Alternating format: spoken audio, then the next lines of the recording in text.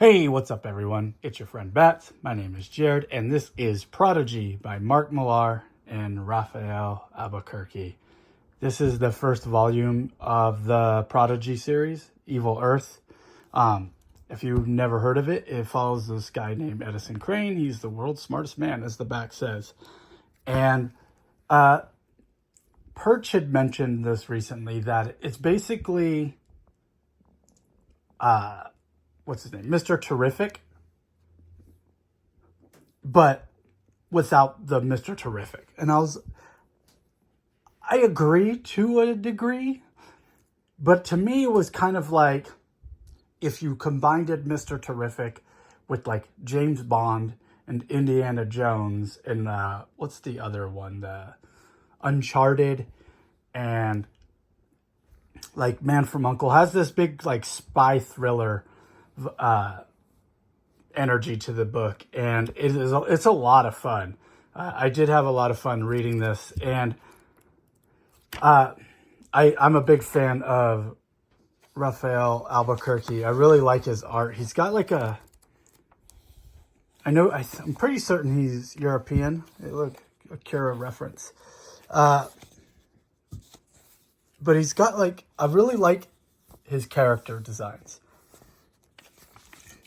He's got like a noirness to him, but then he has also kind of a horror vibe to his art, and he also has like this really good like anime vibe also.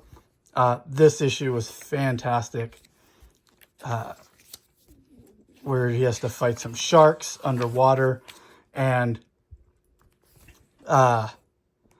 so Edison Crane is not only the smartest man, but he's also super rich. And so like he'll BS his way out of situations sometimes where he's like, he should die, right? He's like hanging by one hand, holding on to this chick. You know, he's got a gun to his head, and he basically just asks the guy, hey, how much are they paying you? And they tell him, and he's like, I'll pay you double. It's like, you know, and they're like, oh, okay, cool. And they just help him out. And it's because they know Edison Crane has got enough money. He's a man of his word. And, you know, it's just a lot of fun. If you like James Bond, you like spy thrillers, I definitely recommend this. There is a lot of like ex machina in it, in the sense, but that's the character. And so like there are these parts where I was just kind of like, oh, come on. But then I was like, but it was kind of cool though. It was really cool. You know, like, because there's a lot of him getting himself into shenanigans, and there's just like, yeah, there's no way. You're effed, dude. You're effed. And then he gets out of it by being the smartest man on earth and super skilled, right? And so he's basically good at everything, and it's just ridiculous, but it's definitely a fun read.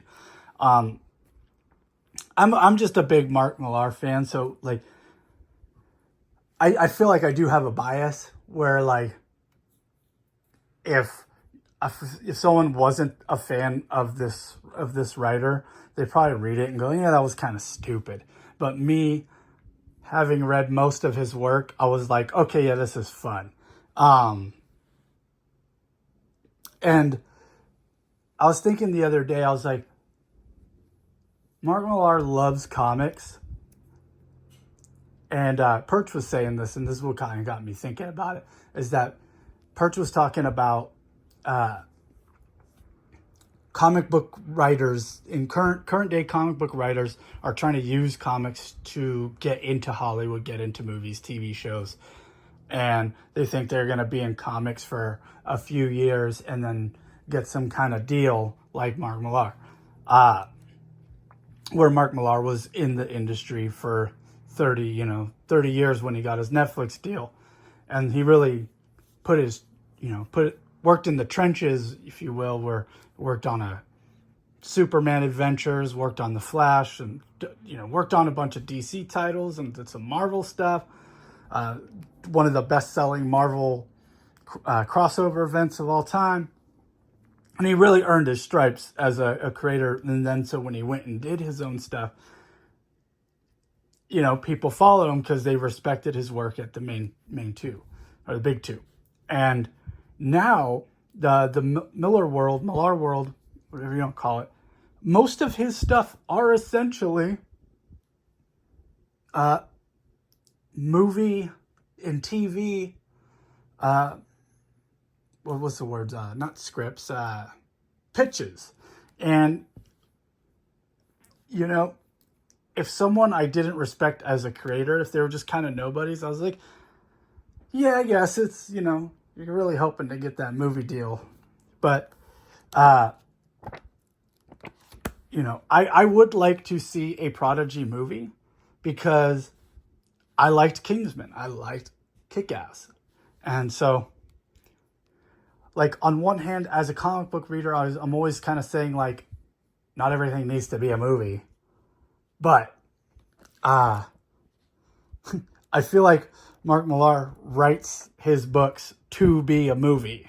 So, because he always gets to a solid ending, and then, like, eventually he does a part 2, and it's an entirely different adventure. And so, yeah, this is a really good read. Go out and check it out. One of those you read in one sitting kind of books. So if you're not wanting to spend the $20 for it, rent it from your local library. So thanks for watching. Catch you guys on the next one. Peace.